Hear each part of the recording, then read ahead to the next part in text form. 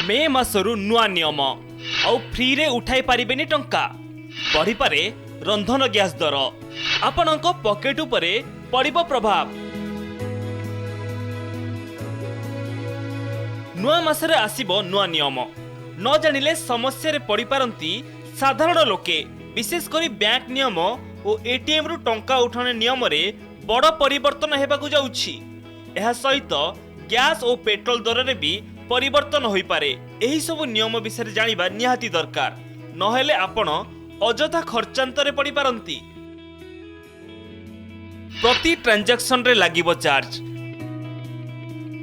मे 1 तारिख रु एटीएम रु टंका उठेले देबाकू पड़िबो चार्ज। एहा द्वारा विशेष करी कैश ट्रांजैक्शन करुथबा ग्राहक माने प्रभावित हेबे।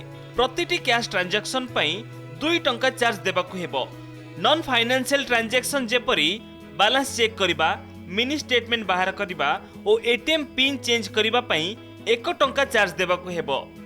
तेबे एथिपई विशेष चिंता करिबार आवश्यकता नहीं। फ्री ट्रांजैक्शन लिमिट पार करिबा परे ही एही चार्ज देबाकू हेबो। ग्राहक एही ट्रांजैक्शन फीस देबारु किपरि वर्तिबे?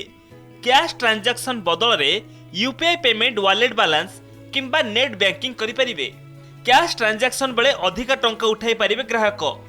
प्रत्येक बैंक रो फ्री ट्रांजैक्शन लिमिट अलग रहिछि, ताहारी उपरे नजर रखिबाकू हेबो। बैंक रे रखिबाकू हेबो मिनिमम बैलेंस। अकाउंट रो प्रकार मुताबिक मिनिमम बैलेंस नियम अलग रही थाए। येस बैंक रो वेबसाइट रो रिपोर्ट मुताबिक एहारो प्रो मैक्स अकाउंट रे एणिकी अति कम रे 50,000 टंका बैलेंस रखिबाकू हेबो।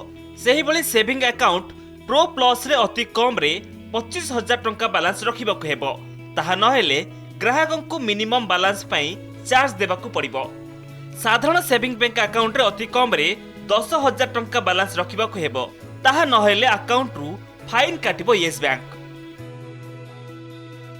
बढ़िबो एलपीजी दर। प्रत्येक मासर 1 तारिख रे रंधन गैस दर रे परिवर्तन होइथाय। पेट्रोलियम मार्केट कंपनी प्रति मास पहिलारु रंधन और इंधन गैस दर स्थिर करिथाय। एही क्रम रे एलपीजी, सीएनजी और पीएनजी दाम स्थिर करा जाइथाय। एणु 14 केजी घरे गैस और 19 केजी कमर्शियल गैस दर रे केते परिवर्तन हेबो ताहारी उपरे नजर रहिबो। पेट्रोल दर कमिबो ना बढ़िबो?